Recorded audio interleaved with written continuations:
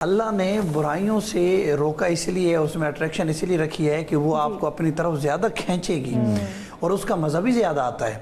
اسی مزے کو چھوڑنا ہے آپ نے، تبھی تو اجر ملے گا. ٹھیک ہے جی. اور دوسرا یہ ہے کہ جھوٹ بولنے کا مزہ ہم لیتے ہیں، ہم نے کبھی سچ بولنے کا مزہ لیا نہیں. اگر ہم سچ بولنے کا بھی مزہ لیں گے نا تو یہ جھوٹ کے مزے سے زیادہ ہے. میں آپ کو ایک واقعہ سنا دیتا ہوں. آپ سچ کا مزہ لے لیجئے یا امانت داری یا حقیقت کا مزہ. یہ ہے کہ ہم یزید کی برائیاں بیان کرتے ہیں. یزید کا ایک بیٹا تھا معاویہ بن یزید.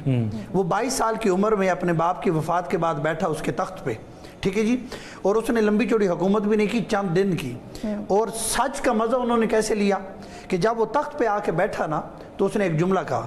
اس نے کہا کہ اس تخت کے نیچے مجھے آل محمد کے خون کی بو آتی ہے اور یہ تخت جو ہے یہ ظلم پہ بنیاد اس کی ہے، لہٰذا اسے میں چھوڑتا ہوں. سچ بولا نا.